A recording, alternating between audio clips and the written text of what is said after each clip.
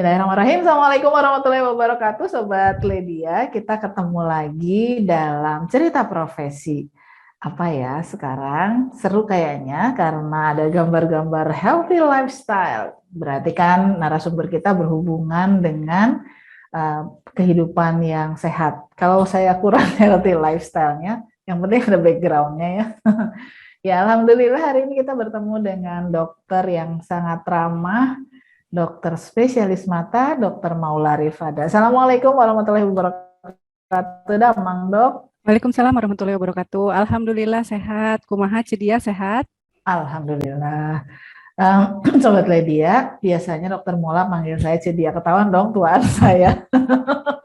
Tapi kita tetap akan ngomongin yang bikin semangat hari ini. Karena Dokter Mola ini adalah salah satu dokter di Rumah Sakit Umum Nasional Cicendo, Rumah Sakit Mata. Kalau udah di Rumah Sakit Mata, berarti udah tahuan dokter spesialis mata ya. Uh, Dokter Mola emang dari kecil pengen jadi dokter. Sebetulnya ya kalau perjalanan ceritanya dari Asik. kecil mah belum kepikiran jadi dokter. Selagi kecil mah pengennya jadi guru.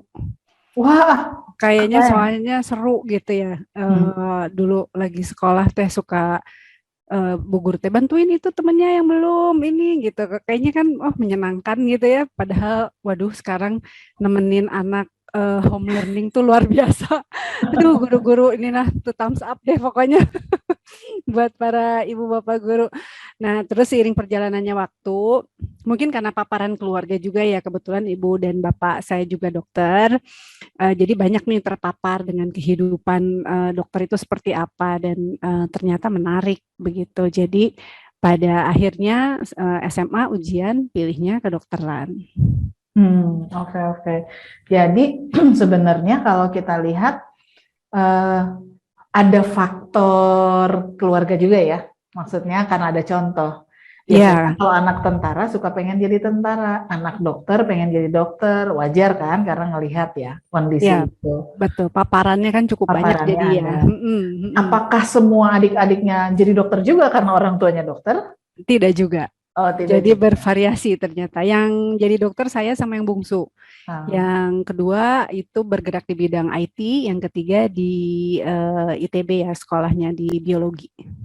oke, jadi sebenarnya juga nggak ada, kadang-kadang kan orang bilang gini, orang aja jadi dokter karena ibu bapaknya dokter, atau gini, kamu wajib jadi dokter karena ibu bapak kamu dokter gitu kan, kecuali mau bikin ikatan dokter ya, Iya, baru bisa.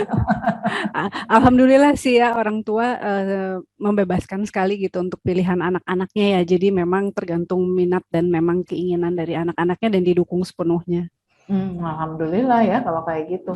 Terus kalau dari baru mulai SMA kan, milih profesi dokter, eh, apa enggak, maksudnya gini, ada orang yang kekeh dari SD, pokoknya saya mau jadi dokter gitu. Kalau di SMA itu berdasarkan pengalaman, terhitung telat apa enggak sih baru pengen jadi dokternya SMA gitu? Sepertinya tidak ya, tetapi masalahnya kan ada penjurusan ya di SMA begitu. Hmm. Kalau memang karena memang tertariknya di bidang lebih ke IPA sih ya, bukan IPS begitu. Hmm. Jadi Hmm. masih cocok-cocok aja sebetulnya mau yang tertarik di bidang IPA apapun kelihatannya masih bisa. Kecuali kalau yang bertolak belakang sekali ya. Nanti kadang-kadang kan kalau dulu sih ujiannya jadi IPC ya campuran. Kalau memang Kemudian, pengen lintas pindah ini ya apa istilahnya dari IPA ke IPS begitu. Tetapi kalau masih ini sih masih satu-satu jalan aja sih menurut saya. oke, masih bisa berarti ya. Terus Mm-mm. kan gini, kalau mau jadi dokter, selalu dibilang gini, ah kamu mah nggak pinter, nggak usah jadi dokter gitu. Kalau yang mau jadi dokter harus pinter, juara kelas misalnya, atau misalnya juara di biologi atau matematika gitu nggak sih dok? Kayaknya enggak juga ya, dan saya juga enggak juara apa-apa, enggak juara olimpiade ente gitu ya.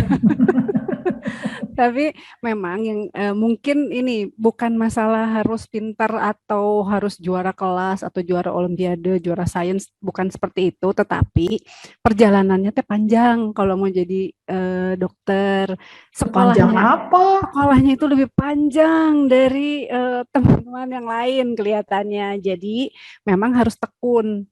Kita memang harus tekun pada saat Itu. Oke, jadi biar biar Sobat Ledia pada tahu yang disebut pendidikannya panjang teh S1-nya 4 tahun. S1 4 tahun. Itu kan biasanya kalau teman-teman yang lain selesai S1 tuh udah tuh langsung pada kerja, terus langsung pada wah, terus cung hebat aja gitu ya.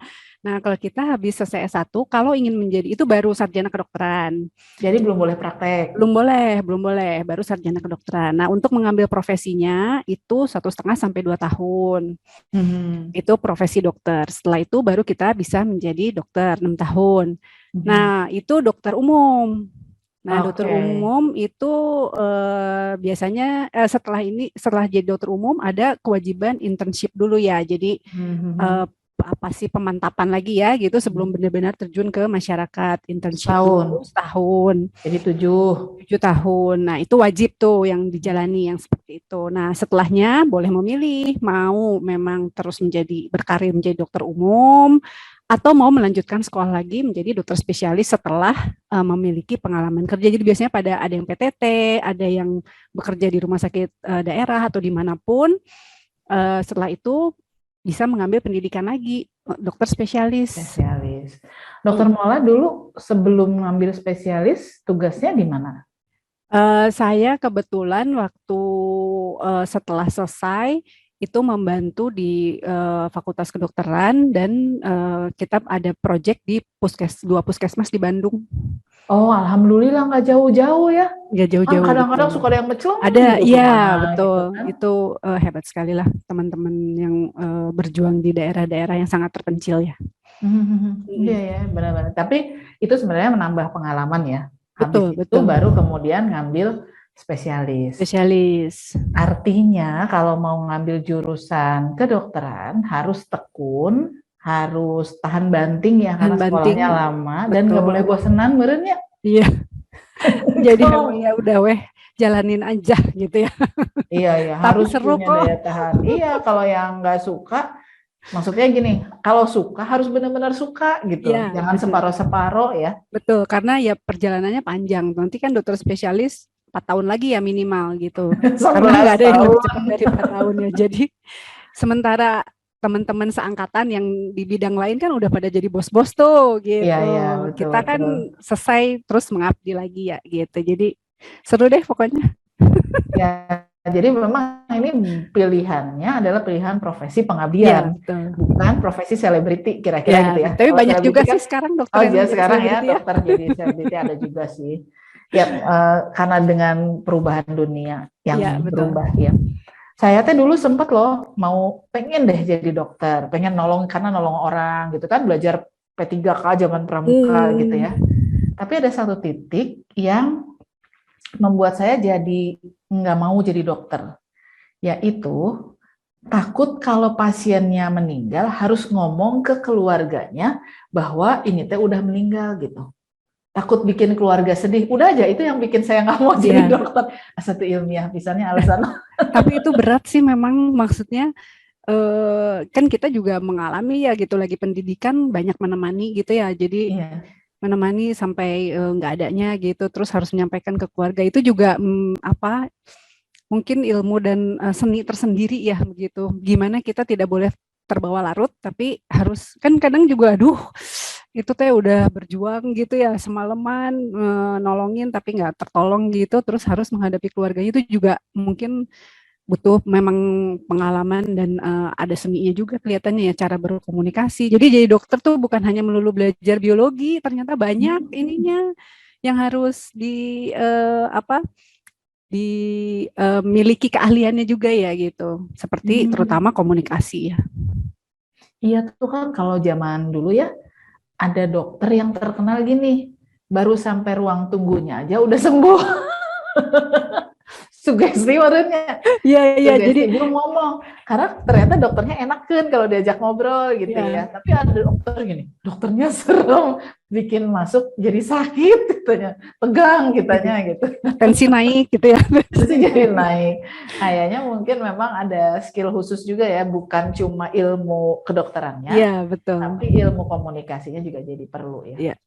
Apalagi zaman sekarang. Kalau nggak percaya sama dokternya langsung googling. Itu dokternya bener nggak sih ngasih obatnya gitu ya? Iya, Kadang-kadang sekarang sih wah udah terbuka banget ya. Terus kalau enggak nanti diviralkan ya, iya gitu.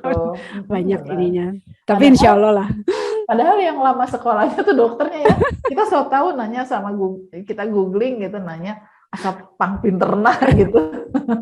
Padahal yang lebih tahu dokternya. Ya kadang-kadang harus dihadapi ya yang kayak gitu-gitunya ya. Iya, betul. Seru banget deh. Em, Kalau nanti kita mau gali lebih dalam lagi, Dokter Mola terkait dengan kenapa milih mata. Kan badan banyak Ya, nih.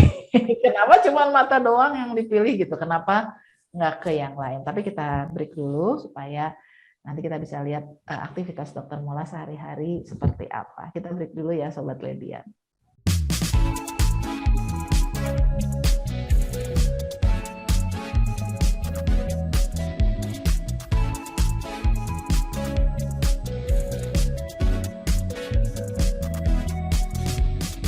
Sobat Ledia, kita kembali lagi ngobrol asik dengan Dokter Mola Rifada, spesialis mata.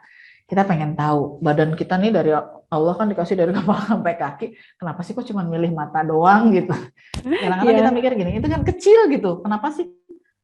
Tapi kayaknya rumit juga ya mata juga ya. ternyata sangkain deh Ternyata, wow. sekecil begini, tapi wah ternyata belajarnya luar biasa. Lapisan-lapisan tuh banyak sekali ya memang, Masya Allah deh ininya, ilmunya. Nah, tapi perjalanannya nih, jadi balik lagi, tadinya saya sebetulnya tertariknya jadi dokter jantung. Oh, oke. Okay. Karena menurut saya itu guru-guru saya yang dokter jantung itu keren banget gitu, pinter-pinter, terus bisa membuat keputusannya sangat cepat kan, karena ini kan dengan nyawa ya. Jadi harus bikin keputusan sangat cepat, terus pinter-pinter banget gitu. Saya sangat tertarik dengan ilmunya sebetulnya. Tetapi balik lagi, terus akhirnya saya mengukur diri saya juga.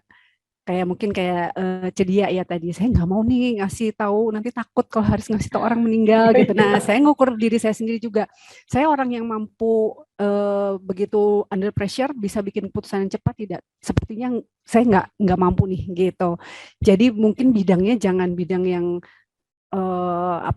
emergency yang harus ditangani secara cepat begitu. Nah, terus ada pengalaman juga, kita ikut survei nih kebutaan di Jawa Barat. Jadi kita keliling tuh ke kota-kota, bikin penelitian kebutaan berapa banyak. Itu lagi saya dokter umum. Nah, menarik gitu. Jadi kita memang, ternyata kok masalah mata ini luar biasa gitu. Angka kebutaan kita tinggi sekali. Maksudnya yang tadinya ngelihat jadi nggak ngelihat gitu? Jadi ya angka kebutaan kita tuh ternyata di masyarakat kan tinggi banget gitu. Ternyata orang buta tuh banyak gitu ya. Begitu kita terjun, kita keliling dari kota ke kota begitu, fenomenanya banyak sekali ya, terus banyak yang nggak tahu sebetulnya begitu. Karena kan kalau penyakit yang besar sih itu udah relatif orang pada tahu ya, dan juga lebih care begitu. Tetapi kalau mata ini kok banyak yang juga yang belum tahu bahwa sebetulnya bisa diobati, sebetulnya bisa ditangani begitu. Menarik. Jadi organ kecil yang ternyata impactnya besar juga begitu ya. Walaupun memang bukan life saving ya, bukan life saving, tapi ini sangat berpengaruh terhadap kualitas hidup seseorang. Ya, kalau begitu dia nggak bisa lihat, kan dia harus mengubah perilaku, harus mengubah cara hidupnya kan? Betul. Harus ada adaptasi di yang lain-lainnya juga ya. Jadi bebannya juga kan menjadi berat. Sebetulnya bukan hanya individu itunya sendiri, tetapi kan disebutnya jadi satu orang buta, dua orang tidak produktif sebetulnya, karena dia jadinya kan harus ditolong oleh orang lain untuk beraktivitas, sementara orang lain seharusnya bisa lebih produktif lagi begitu ya. Jadi sekarang juga kita juga dengan keterbatasan penglihatan yang ada, tetap mengusahakan orang-orang di usia produktif untuk tetap produktif gitu. Iya betul. Makanya kita di tahun 2016 kebetulan saya yang jadi ketua panitia kerjanya pembahasan undang-undang tentang penyandang disabilitas. Kita mendorong supaya kan kita ngubah cara pandang tuh dari charity base ke right base sehingga mereka bisa mandiri. Memang nggak cuma physical tapi juga sistem ya harus diperbaiki. Memang jadi PR besarnya supaya semua tetap produktif kan, gitu kan? Iya luar biasa ya, Masya Allah. Ini memang PR ya, PR besar. kita menganggapnya kecil, tapi ternyata mata itu udah sumber yang bisa melihat informasi ya, Ya, mengelola betul. informasi kan dari Mm-mm. situ, Mm-mm. betul ya. Dan kalau kita tuh suka gini, kalau mata terus merah, sakit mata, nularin. Paling cuma begitu, padahal nggak cuma itu ya, Ya, padahal ya. macam-macam ya tergantung penyebabnya sebetulnya. Ternyata Heeh. gitu. Terus kenapa kamu pakai kacamata hitam? Ya soalnya sakit mata, matanya merah.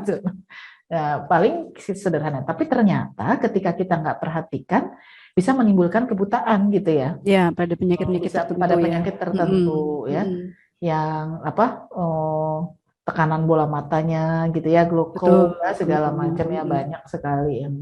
Jadi Sobat Ledia, saya punya cerita menarik nih sama Dokter Mola. Suatu hari staf saya nge-WA, ibu, kan ibu dapilnya Bandung, punya nggak kenalan dokter mata di rumah sakit Cicendo? Oh ada, saya bilang gitu. Kenapa bapak saya dirawat, orang Bengkulu dirawat. Terus ya udah ini ada nomornya gitu dikasih. Bu, ini mah dokternya anak saya, dokternya bapak saya katanya. Atau kenapa nggak nanya sama dokternya? Ya lupa minta nomornya. Tadi ada yang lupa mau ditanya. Kata, oh alhamdulillah, ternyata nyambung ya sama dokter Nyambung ya. Mola. Alhamdulillah. Jadi memang kenapa pemerintah punya yang spesifik, misalnya yang untuk pusat urusan mata adanya di Cicendo. Kalau untuk stroke di Bukit Tinggi. Kalau untuk apa namanya paru di Bandung juga ada ya, Ada, rutin ya. Sulu misalnya. Karena penyakit itu berkembangnya luar biasa, kondisi tubuh kita juga permasalahannya juga banyak, jadi memang akhirnya fokus Ya. aja di situ ya. Tapi Dok, kalau di Rumah Sakit Cicendo nggak ada yang dokter lain gitu, cuma mata doang gitu semuanya, Sebetulnya atau ada. Jadi kan gimana? kita juga harus bekerja sama dengan bidang yang lain ya. Jadi kita punya selain Hmm. dokter mata, kita punya dokter spesialis dalam, kita ada Hmm. dokter spesialis anak, dokter spesialis patologi klinik, sama dokter spesialis patologi anatomi, sama dokter spesialis anestesi. Oh, karena Jadi kalau mesti ngoperasi juga, dokter mata tuh langsung ngoperasi. dokter mata kan operasi juga gitu. Jadi Oh, kalau nanti butuh memang tindakan anestesi, kita harus konsul sama dokter anestesi. Kemudian untuk laboratorium kita butuh dokter spesialis patologi anatomi. Nah, untuk terkait mata sendiri kan kadang-kadang penyakitnya tidak melulu hanya di mata saja, tetapi dia bagian dari penyakit yang ada di badannya gitu, seperti diabetes misalnya. hmm, Ternyata sudah komplikasi ke mata. Nah, diabetesnya sendiri kan harus ditangani begitu. Jadi kita hmm. juga bekerja sama dengan dokter spesialis penyakit dalam. Begitu juga untuk anak. Jadi untuk anak juga kita punya dokter spesialis anak. Begitu spesialis patologi anatomi kalau kita ini ada tumor, kita mau lihat nih tumornya apa, jinak atau ganas, itu kita kirim spesimen ke dokter patologi anatomi. Jadi memang nggak bisa tuh hanya dokter mata aja ya, memang harus berkolaborasi dengan spesialis yang lain.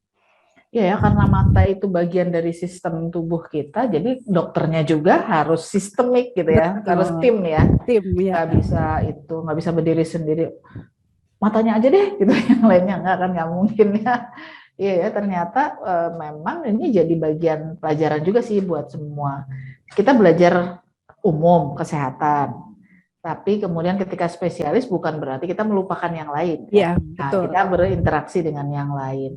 Nah, kalau kita nih belajar tadi kan dokter Malama udah spesialis mata. Hmm. Terus ada ilmu yang lebih dalamnya lagi nggak dari mata gitu? Soalnya mata Ada. sebelah kanan beda sama mata kiri Nah, itu misalnya. spesialis mata kanan, spesialis mata kiri. Mata kiri.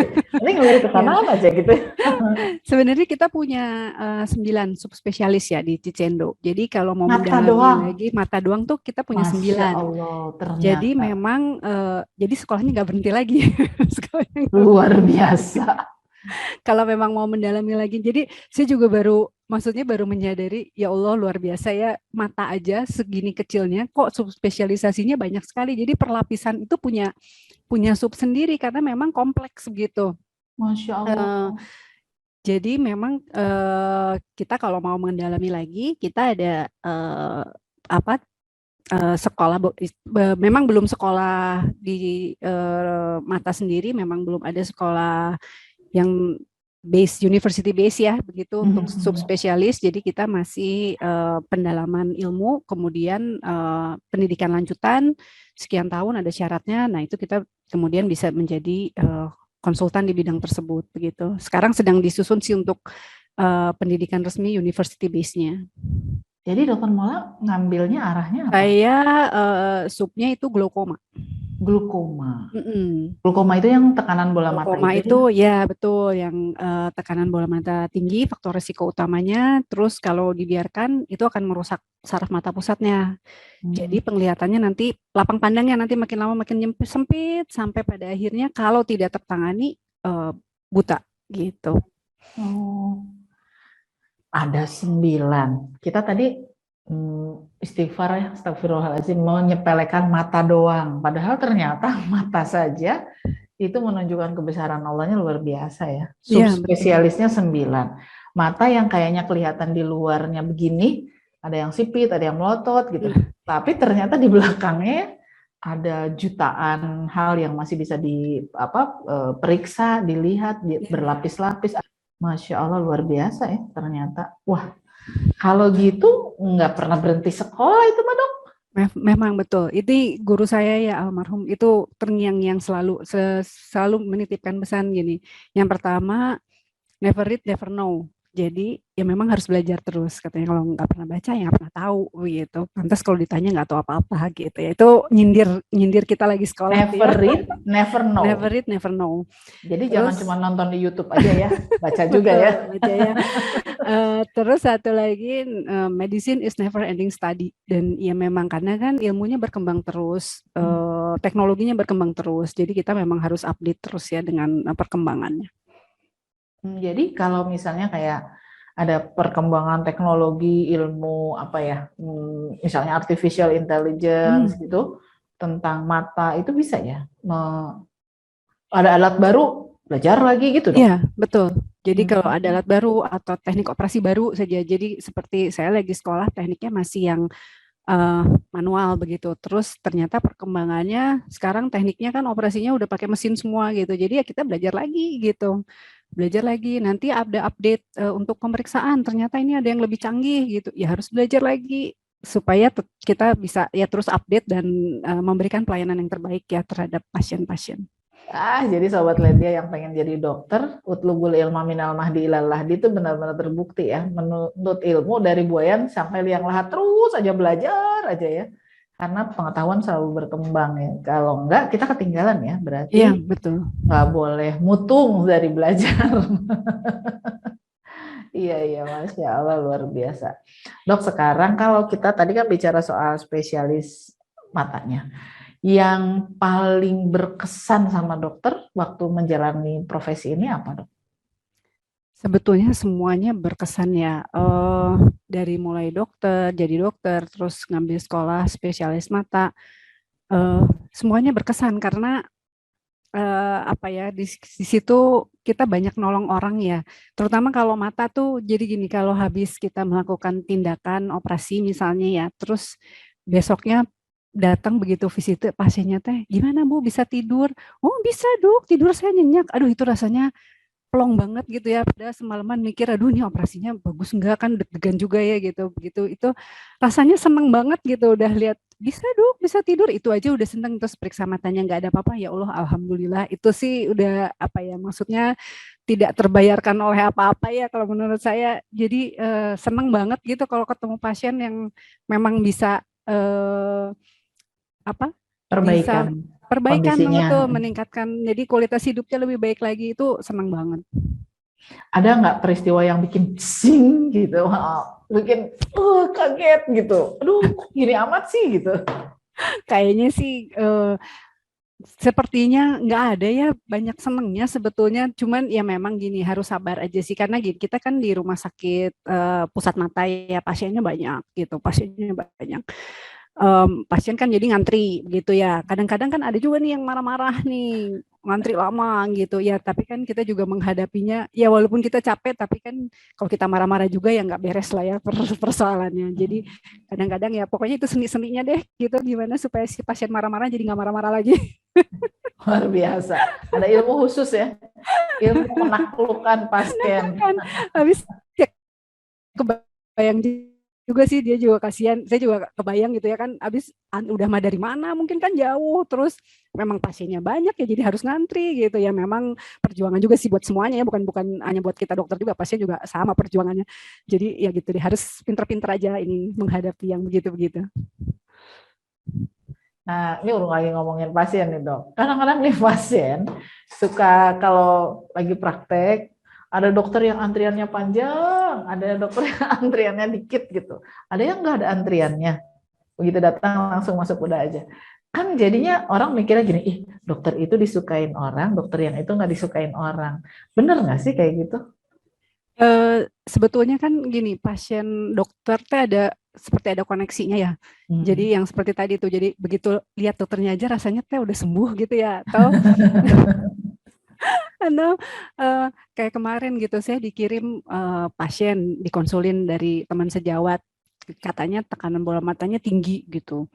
Terus pas saya periksa, enggak Pak, ini mah bagus ya tekanan bola matanya. Tuh dok, gitu ya kalau pas mau ketemu dokter aja tekanannya turun katanya gitu. Padahal udah dikasih obat sama teman saya gitu ya, bukan karena teman saya. Sugesti ya, sugesti. Sugesti. Jadi ya memang mungkin ada preference itu, atau memang pemilihan ininya apa subspesialisasinya. Kadang-kadang kan memang ada yang kalau di mata tuh yang antrian paling panjang tuh subnya retina. Itu antrian operasinya bisa sampai 3 bulanan karena memang pasiennya banyak sekali gitu. Jadi Kayak memang katarak retinatanya. antriannya panjang. Retina itu yang lapisan saraf mata paling dalam. Oh, paling dalam. Kalau katarak yang lensanya. Jadi Hmm. kalau katarak cepat karena operasinya cepat, penanganannya cepat. Kalau retina memang pasiennya banyak sekali, tindakannya lebih rumit begitu. Jadi memang daftar antriannya memang agak lebih panjang. Iya ya, jadi bukan berarti itu dokternya enak, itu dokternya nggak enak ya. Belum tentu gitu ya. Belum tentu begitu ya. Sugesti. Ya kalau memang ternyata nggak ada urusan sama retina, ngapain ngantri di situ kan gitu ya. Iya ya, baik-baik. Alhamdulillah. Jadi memang kitanya juga, pasiennya juga harus belajar. Sebenarnya kita harusnya kadang-kadang suka bingung. Kita tuh mau ke dokter apa ya gitu. Di cerita profesi kali ini ada yang seru juga loh. Mesti digali-gali lebih dalam ya. Dokter Mola punya pengalaman serem. Nah, tapi seru, tapi asik. Alhamdulillah selamat ya. Yang penting itu ya. Gimana dok cerita perjalanan di Papuanya? Jadi itu kan tadi kita sama tim oftalmologi komunitas ya. Jadi dokter mata, perawat gitu. Kalau kita berangkat itu kita satu tim. Ada dokter matanya, ada perawatnya, sama ada tim pendukungnya. Biasanya terus sama yang tim yang bekerja sama kita nih dari CSR perusahaan mana atau LSM mana gitu. Kita bareng-bareng berangkat, kita operasi. Nah waktu itu kita tujuannya di Papua nih.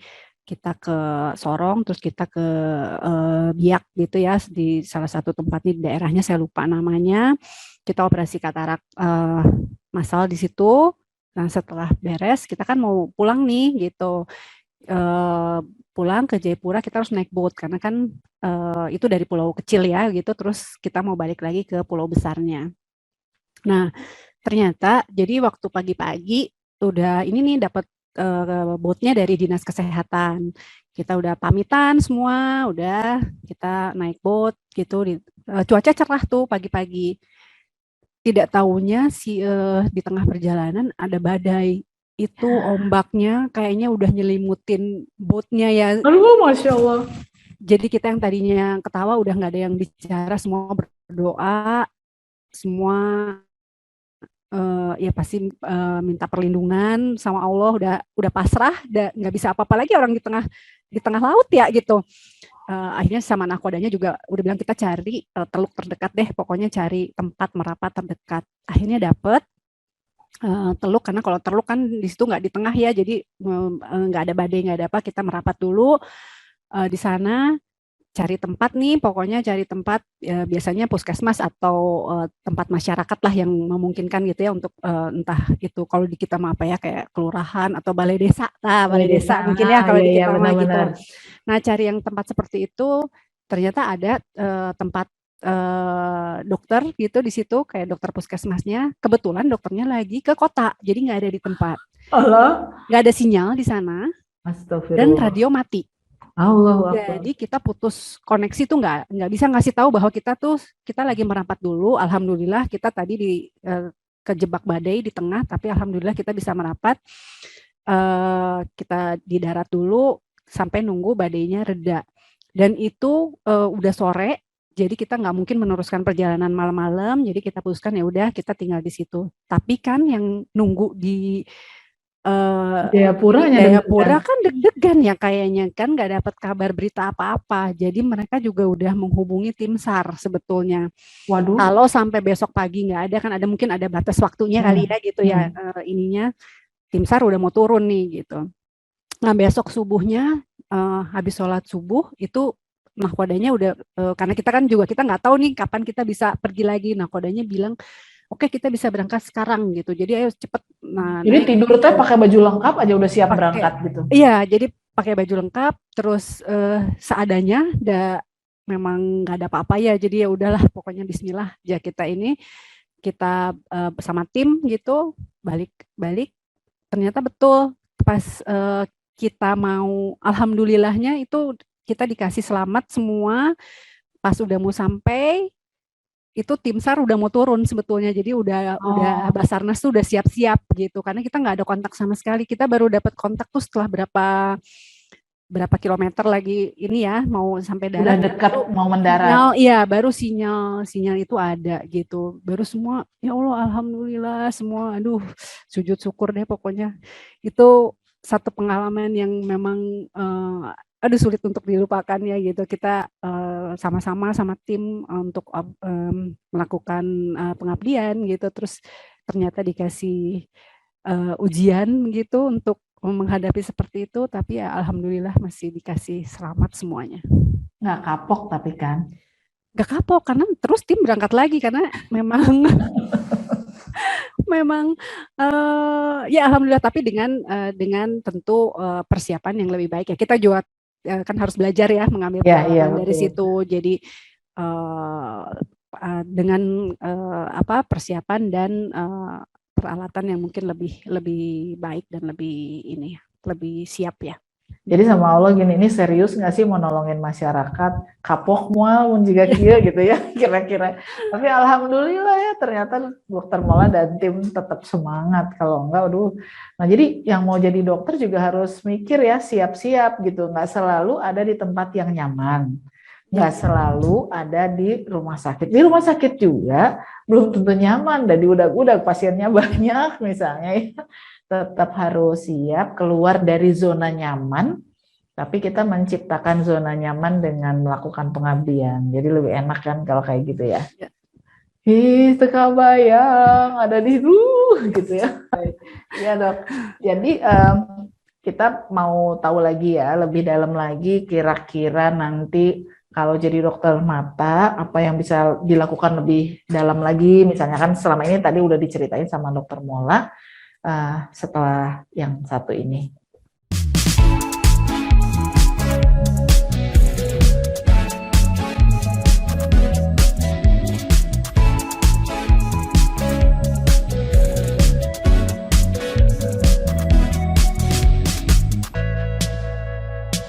Sobat Lydia, alhamdulillah udah denger banyak ceritanya dokter Mola ya. Jadi kalau ke dokter mata, kalau ada urusan sama mata pencarian, jangan ke dokter mata. Kesimpulan terakhir kita dia bicaraannya. Dokter Mola kan kalau yang dokter mata bertugas di rumah sakit, apalagi rumah sakit pusat gitu di situ ya kan dijadiin rujukan dari mana-mana. Berarti kan tadi ilmunya harus terus dikembangin, juga harus mulai makin mengenal metode-metode teknik dan tingkat kesabaran, karena pasti ini kan ujiannya udah dirujuk ke sini, pasti berhadapan dengan pasien yang udah pusing gitu ya, kenapa sih ini nggak selesai-selesai, itu kan ada ilmu lagi. Tidak semua dokter itu bekerja di rumah sakit besar kayak Cicendo, kalau yang nggak di rumah sakit gimana? Sama kerjanya? Ya betul, sebetulnya sama. Jadi gini, burden kita terbesar adalah angka kebutaan di Indonesia yang masih sangat tinggi. Begitu. Jadi ini adalah tanggung jawab kita bersama untuk menurunkan angka kebutaan tersebut, baik yang memang bertugas di rumah sakit seperti Pusat Mata Nasional, rumah sakit daerah, maupun di praktek pribadi atau di klinik, itu semua sama, mempunyai tanggung jawab yang sama. Jadi sebetulnya apa yang dilakukannya pasti insya Allah akan sama. Kita akan berjuang bersama-sama menurunkan angka kebutaan. Dan di rumah sakit sendiri, di kita ya, di Pusat Mata Nasional itu ada oftalmologi komunitas. Jadi kita tidak menunggu pasien datang ke rumah sakit, tetapi kita yang mengunjungi daerah-daerah tersebut untuk melakukan operasi katarak gratis ya, bakti sosial gitu. Jadi kita bekerja sama dengan dinas kesehatan atau dengan CSR dari perusahaan tertentu atau dengan LSM begitu untuk melakukan operasi katarak gratis ya. Kenapa operasi katarak? Karena angka kebutaan tertinggi di Indonesia masih disebabkan oleh katarak. Dan katarak itu sebetulnya penyakit yang avoidable blindness. Jadi sebetulnya masih bisa ditangani kalau tidak ada masalah lain di matanya. Jadi setelah operasi katarak ya mudah-mudahan yang tadinya buta menjadi tidak buta. Jadi sebetulnya tanggung jawabnya sih sama. Oke, jadi kalau dari tadi ya diulang-ulang tuh selalu disebut angka kebutaan di Indonesia tinggi. Ya. Penyebabnya selain yang terbesar katarak, selain Betul. katarak ada lagi? Selain katarak itu tadi masalah retina dan glaukoma. Tapi penyumbang terbesar itu katarak. Ari katarak, penyebabnya apa gitu? Katarak itu kekeruhan di lensa ya. Jadi lensa mata kita kan harusnya bening sehingga si cahaya yang masuk teh diterimanya bagus tuh di bagian retina, di saraf mata. Jadi si image, si bayangan yang dihasilkan di otak teh bagus, clear gitu ya. Nah kalau jadi yang kasep kelihatan kasep, yang kurang kasep tetap kurang kasep gitu. Tetap nggak berubah ya. Nggak berubah maksudnya gitu ya. Nah terus si lensanya tuh menjadi keruh. Jadi kalau kayak kaca mah kaca susu gitu ya. Jadi nanti kalau dia makin karena dibersihan teh jadi teh nah sih rasa aya asap, kata kalau pasien mah kok berasap atau berkabut. Nah, kalau makin tebel ya penglihatannya makin jelek. Kadang-kadang hanya bisa lihat bayang-bayang saja gitu. Nah, itu yang katarak itu. Nah, penyebabnya apa? Multifaktorial, tapi memang yang pertama itu adalah faktor degeneratif, faktor usia. Cuman ya itu karena dia multifaktorial, ini yang membedakan mungkin di kita sama di negara-negara yang memang sudah maju.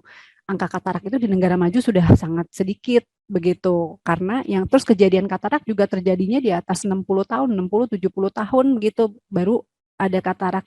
Di kita kan di luar negeri tambah tua, di kita tambah tua, sama-sama tambah tua. Tapi di kita 40 tahun udah ada katarak gitu. Kenapa lebih cepat gitu ya? Nah, ini multifaktorial. Jadi bukan hanya masalah usia saja, tetapi ada faktor lain kan seperti nutrisi. Kemudian paparan radikal bebas ya, seperti paparan sinar matahari, asap rokok, dan semua radikal-radikal bebas yang lain. Jadi memang penanganannya memang harus multifaktorial juga. Jadi gaya hidupnya harus sehat, kemudian mengurangi paparan radikal bebas seperti paparan itu. Paparan sinar matahari berarti perlu di kacamata hitam. Yes, jadi kacamata hitam itu bukan untuk gaya-gayaan, tapi itu memang diperlukan gitu. Catatan tuh, bukan cuma buat gaya-gayaan. Nah, itu dia ya. Karena itu sebenarnya melindungi kesehatan mata kita ya. Betul. Kalau kegantengan atau kecantikan bertambah gara-gara kacamata hitam, ini mah efek samping. Itu bonus. Iya, oke. Baru tahu. Biasanya kan kita pakai kacamata hitam karena serab aja gitu kan. Ternyata sebetulnya itu ya faktor itu ya. Betul. Jadi memang yang anti UV-nya kan yang kita ini kan supaya nggak langsung kena. Jadi paparan ultraviolet itu kan sebetulnya angka radikal bebas yang cukup tinggi ya, radiasi yang cukup tinggi. Iya ya, padahal ada yang bilang, ih ini sombong pakai kacamata hitam gitu. Padahal bukan sombong ya, kita menjaga kesehatan mata. Baiklah, mari kita pakai kacamata hitam. Iya. Ini luar biasa loh, pengetahuannya banyak. Sebenarnya kayaknya sederhana, tapi efeknya itu kalau kita nggak paham bisa mempercepat kebutaan itu tadi ya. Iya, karena betul. Kan jadi terpapar lebih banyak. Masya Allah. Ya, jadi satu, berarti kita harus jaga kesehatan mata kita, berarti perlu sosialisasi ke masyarakat ya lebih banyak. Kedua, pakai kacamata. Kan suka bilang gini, yang pakai kacamata itu pinter, yang pakai kacamata itu sedang menjaga matanya gitu ya sebenarnya ya. Yang ketiga, memang ada hal-hal yang selama ini kita nggak tahu dan kita mungkin memandang itu sepele, padahal ini luar biasa berpengaruh pada kesehatan dan kualitas hidup kita berikutnya ya. Masya Allah, jazakumullah khair. Banyak pengetahuan nih. Yang padahal saya pakai kacamata dari umur 4,5 tahun sampai sekarang udah lebih dari setengah abad. Lebih dari separuh hidup saya pakai kacamata. Tapi saya baru tahu nih yang begini-begininya ya. Kemarin pakai kacamata hitam teh gara-gara serap dan gaya sih sebenarnya. Padahal sebetulnya ternyata ada manfaatnya. Nah, emang kalau kurang belajar begitu tuh jadi nggak tahu. Alhamdulillah sekarang kita dapat banyak pengetahuan ya. Dokter Mola kan banyak nih pasien, banyak itu. Ada pernah mengalami masa-masa sulit nggak jadi dokter? Apakah jadi dokter tuh selalu senang atau ada masa-masa sulitnya? Ya, maksudnya gini, sulit pas lagi sekolah mah semuanya juga rasanya berat ya. Kayaknya mah nggak ada tuh sekolah yang semuanya happy-happy gitu ya. Tetapi ya setelah dilewati ternyata mampu ya gitu. Walaupun kalau saya sekarang disuruh balik lagi tuh ke emergency room atau jaga di IGD tuh kayaknya saya nggak sanggup deh. Tapi dulu lagi sekolah mah ternyata sanggup-sanggup aja ya gitu. Iya. Jadi memang ya harus dihadapi, bukan berarti nggak ada sedihnya, tapi semuanya ya memang harus dijalani ya. Iya betul. Kan pernah nggak kepikiran mau ganti profesi aja deh gitu? Sebetulnya kalau mau ganti profesi sih tidak ya, tapi pengen punya profesi sampingan boleh deh. Oh asik. Kalau ganti profesi enggak. Terus ini satu lagi, kan saya dulu cita-citanya jadi guru ya sebetulnya tuh waktu SD gitu ya. Ternyata sekarang saya juga tuh sebetulnya guru karena saya sendiri sebetulnya bukan murni fungsional dokter, tapi saya sendiri dosen. Jadi iya saya sendiri pegawai negeri di Dikti ya. Sekarang tuh namanya apa Dikti ya, betul. Nah, di situ dan penempatannya di Rumah Sakit Mata Pusat Mata Nasional Rumah Sakit Mata Cicendo. Jadi selain pelayanan, saya juga ada tugas mengajar. Jadi sebetulnya ya tercapai cita-citanya. Oh, alhamdulillah ya ternyata ya. Tadinya mau berpikir wah udah nggak bakalan deh jadi guru. Ternyata jadi guru juga ya tercapai. Alhamdulillah.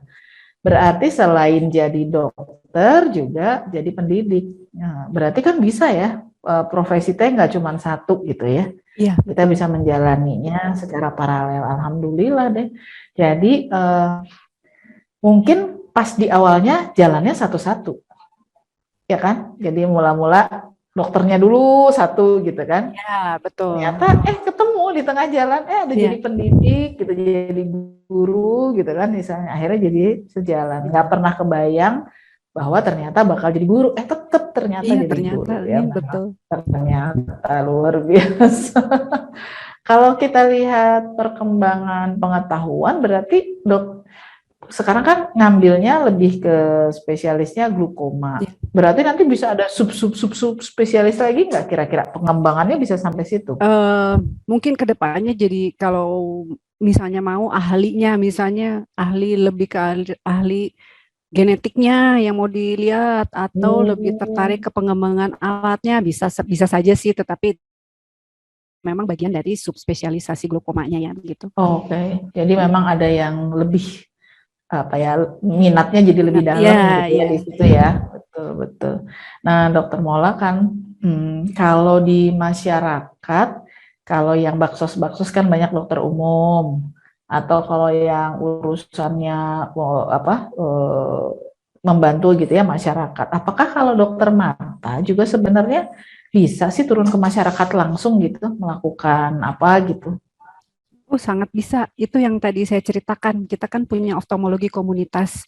Jadi kita oftalmologi komunitas. Jadi spesialis mata yang memang berbasis komunitas. Jadi kita tidak tunggu pasien datang ke rumah sakit, tapi kita yang mendatangi tempat-tempat tersebut. Dan alhamdulillah saya memang dikasih kesempatan tuh untuk keliling Jawa Barat, bahkan keliling Indonesia.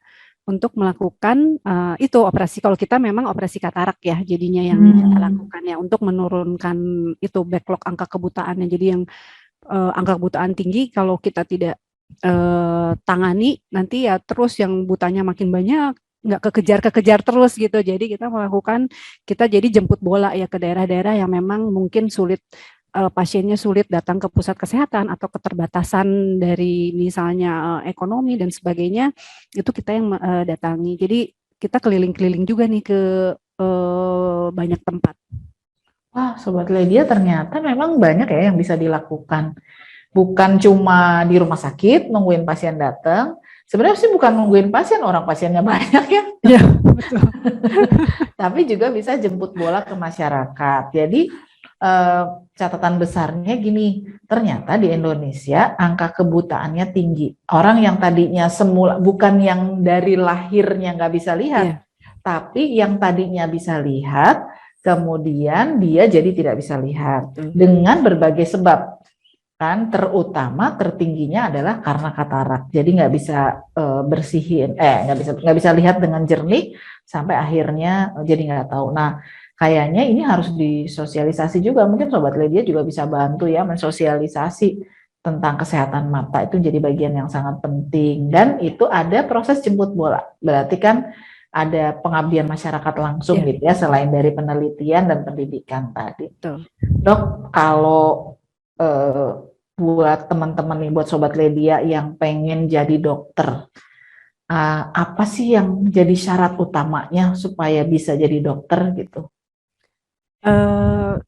Sebetulnya kalau belajar sih sama-sama aja ya, belajar, kemudian ya pasti kita pilihnya IPA. Terus sebetulnya yaitu kita harus jadi yang terbaik di antara yang baik ya gitu, karena yakinlah semua orang juga pasti memiliki kelebihan dan kekurangan, semua orang juga pasti berjuang, semua sama-sama berjuang. Masalahnya yang daftar kedokteran itu banyak sekali, sementara daya tampung sekolahnya juga kan terbatas ya gitu. Jadi memang kita harus bisa menjadi yang terbaik di antara yang sekian banyak yang baik begitu. Jadi harus sungguh-sungguh ya. Betul. Jangan cuma pengen jadi cita-cita kamu apa dokter? Dokter apa dokter-dokteran gitu kan. Kalau main dokter-dokteran kan itu. Kalau mau jadi dokter beneran berarti belajarnya mesti serius, berarti sungguh-sungguh. Nah, ada pesan khusus nggak buat Sobat Ledia? Karena kan tadi sekolahnya teh 11 tahun ya kalau sampai spesialis. Emang nggak gede biayanya, Dok? Kan terus-terusan tuh sekolah tertutup gitu kan, kata orang gini, enak kalau jadi dokter kaya gitu kan, masa depannya terjamin, kira-kira begitu ya. Udah sekolah, kerja sebentar, sekolah lagi tuh bisa nutup gitu. Apakah benar begitu atau gimana sih kalau misalnya ternyata kita punya keterbatasan dana untuk kuliah di kedokteran gitu? Betul. Memang kalau sebetulnya bukan di Indonesia ya, di mana-mana pun sekolah kedokteran itu yang biayanya paling tinggi untuk sampai jadi dokter. Karena memang kita ada praktikum, ada alat segala macam ya, memang biayanya menjadi besar. Tetapi banyak jalan menuju Roma ya katanya gitu kan. Jadi beasiswa itu juga banyak tuh, pemerintah ada buka beasiswa cukup banyak ya. Jadi kita juga bisa banyak browsing untuk lihat nih beasiswa yang mana sih yang bisa kita pilih nih gitu, yang memang mungkin kita bisa ambil. Jadi tidak usah khawatir, kalau memang ada kemauan, kesempatannya ada ya insya Allah akan diberikan jalannya ya begitu. Terus mungkin yang tadi tuh ya, dokter itu wah kaya, gaya, hebat gitu ya. Saya sih ingat banget pesan orang tua saya pas waktu ini nih kita mau daftar gitu kan diskusi ini mau daftar mana segala macam. Begitu saya bilang kedokteran, pesan pertama adalah begini, kalau kamu pengen jadi kaya, jangan jadi dokter. Katanya gitu. Bukan berarti tidak boleh kaya, tetapi tujuan utamanya jangan itu, begitu. Oh, Masya karena konfliknya akan menjadi besar ya gitu. Karena kan kita lebih banyaknya memang pengabdian ya kalau dilihat. Bukan berarti nggak boleh kaya. Oh kaya mah boleh banget dan memang harus ya, supaya kita bisa memberikan kepada yang lain gitu kan. Tetapi itu pesan yang itu saya selalu ingat karena menurut saya itu iya betul banget gitu ya. Jadi kalau memang tujuannya jadi kaya, karena kan orang beda-beda ya gitu. Ada yang memang, wah saya memang pengen umur segini udah punya segini, segini, segini. Bukan nggak boleh juga punya apa perencanaan nih, perencanaan tetap harus. Tetapi pesan dari orang tua saya waktu itu begitu. Jadi kalau memang tujuan kamu untuk kaya, pikir lagi mungkin kedokteran bukan jalannya gitu. Jadi kalau kamu mau jadi dokter, yang penting yang pertama adalah satu, niat kamu benar, kamu jalani dengan benar, insya Allah itu akan ngikutin gitu. Masya Allah, dalam banget ya ternyata. Jadi salah sih kalau mikir mau jadi kaya, jadi dokter aja gitu ya. Karena nanti akhirnya jadi faktor utamanya pengabdiannya jadi nggak muncul, kalah sama itu. Ya, Antara pilihan-pilihan yang apa kondisi real ya ternyata di lapangan. Wah, luar biasa Dokter Mola, ada apa banyak ya insight yang didapat sama Sobat Ledia. Oh ya, terkait dengan beasiswa, Sobat Ledia sebetulnya ada KIP kuliah, Kartu Indonesia Pintar Kuliah, yang tadinya di tahun-tahun sebelumnya memang kedokteran tuh nggak bisa, bukannya apa-apa karena biayanya besar terus tidak tercover dari beasiswanya. Tapi sekarang sudah ada perubahan mekanismenya, jadi sekarang bisa kalau apalagi kalau kampus fakultas kedokterannya akreditasinya unggul atau dulu kan sebutnya A gitu. Nah itu bisa tercover. Jadi nggak usah khawatir. Semua beasiswa ada kecuali fakultas kedokteran, nggak gitu. Sekarang semuanya juga ada, bisa. Bismillah. Yang paling penting adalah niatnya mau belajar sungguh-sungguh. Tadi kan Dokter Mola udah kasih tahu ya harus jadi yang terbaik. Terbaiknya maksudnya gini, kalau kita kalah bersaing nggak masuk ke fakultas kedokteran aja nggak bisa kan gitu. Nah jadi ini jadi salah satu profesi paling favorit di Indonesia adalah dokter. Jadi untuk itu memang harus apa namanya betul-betul sungguh-sungguh memperbaiki niat, memperbaiki semangat, nah dan harus punya endurance daya tahan. Sekolahnya lama. kalau lari mah maraton Tapi ya. maraton, iya benar. Jangan mikir sprint. Ini maraton, harus punya napas panjang, harus punya niat kuat, dan jangan juga menemui. Nanti kalau saya jadi dokter, saya nggak bisa ngapa-ngapain, nggak memenuhi hobi saya, nggak bisa ini itu ya. Sebetulnya sih bisa, karena ternyata dokter mulai yang pengen jadi dokter, jadi guru aja jadi guru sekarang gitu ya. Artinya ada apa hal-hal yang sebenarnya bisa dijalani. Kita juga tahu ada banyak dokter yang sekarang jadi YouTuber, dokter jadi pengusaha misalnya ada, dan banyak lah ya. Artinya jangan mematok begitu aja pada saat sekarang, karena bisa jadi terbuka peluang-peluang di masa yang akan datang. Gitu kan ya Dokter Mola ya? Ya, betul sekali. Alhamdulillah. Baik Sobat Ledia, seru kan ngobrolnya sama Dokter Mola? Maunya sih kita bikin seri ya. Seri 1, 2, 3 kan kata matanya berlapis-lapis. Kita pengen ngobrolin soal mata berlapis-lapis. Biar kita juga tahu, biar kita juga bisa bersyukur Allah udah ngasih segitu banyak kepada kita ya di tubuh kita. Mata aja, makanya tadi kita banyak istighfar ya, ternyata mata yang kita bilang cuman segini kelihatannya ternyata luar biasa pengetahuannya, ilmunya banyak yang kita juga belum tahu. Mudah-mudahan Allah jaga kesehatan kita, jaga kesehatan Dokter Mola dan keluarga supaya terus bisa beramal soleh ya, membantu banyak orang, dan kita juga tentu jadi semangat pengen punya profesi yang juga bisa membantu banyak orang, karena itu berarti nambahin tabungan buat di akhirat insya Allah. Hatur nuhun Dokter Mola, juga terima kasih banyak pada Sobat Ledia yang mengikuti cerita profesi kita kali ini.